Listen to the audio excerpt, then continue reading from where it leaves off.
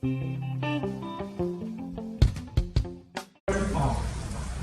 ministères en charge de la santé, de l'intérieur, des transports aériens et des missions diplomatiques accréditées à Dakar s'y ajoutent des pays partenaires et les compagnies aériennes, à l'instar d'Air Sénégal, qui ont permis et facilité une mise en œuvre cohérente de l'ensemble des opérations. Au final, 12 584 conteneurs ont été rapatriés, dont 8 465 en provenance d'Afrique, 3 216 d'Europe, 652 d'Amérique et 251 d'Asie. Quant aux opérations de convoiement vers les pays de résidence, elles concernent 5 203 Sénégalais de l'extérieur, majoritairement vers l'Italie, la Belgique et l'Espagne. Et à la date du 22 juillet, il a été organisé 47 vols, dont 29 de rapatriement et 18 de convoiement vers l'Italie, subventionnés par l'État.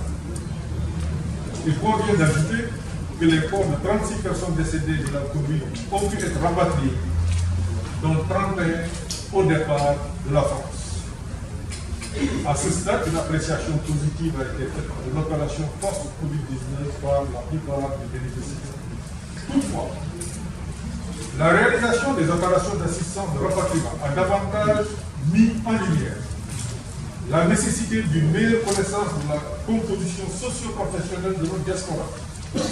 C'est sans doute la raison pour laquelle le chef de l'État, son Excellence M. Macky Sall, a donné des directives lors du Conseil des ministres du 19 août en vue du recensement des Sénégalais de l'extérieur pour améliorer les décisions relatives à leur prise en charge.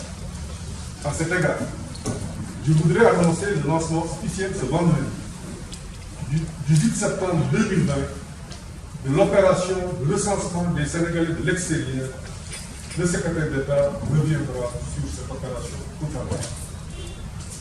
Votre présence aujourd'hui m'offre également l'opportunité d'annoncer la mise en circulation très prochaine par la République du Sénégal de nouveaux passeports biométriques, diplomatiques et de service, faisant suite aux instructions de M. le Président de la République.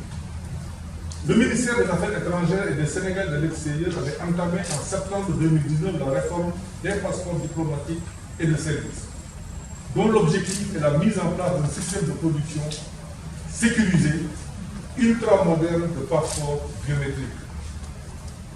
La réforme a permis de remplacer un système de production datant presque de plus de 10 ans par un système innovant avec une page de données en polycarbonate, en plus de l'intégration d'autres technologies de sécurité. Le système garantit une plus grande autonomie. Il a été également opéré un changement dans la forme des titres de voyage, couleur et page de garde. Le passeport diplomatique est désormais rouge et le passeport de service bleu.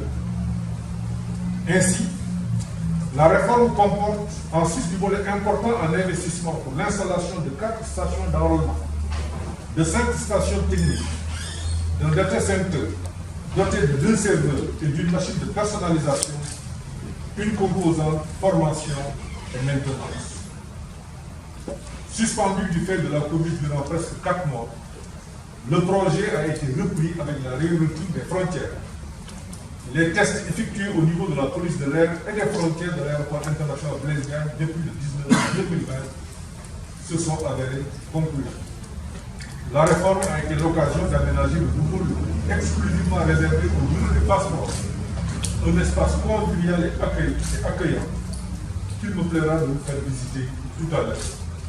Je vous remercie de votre très grande attention.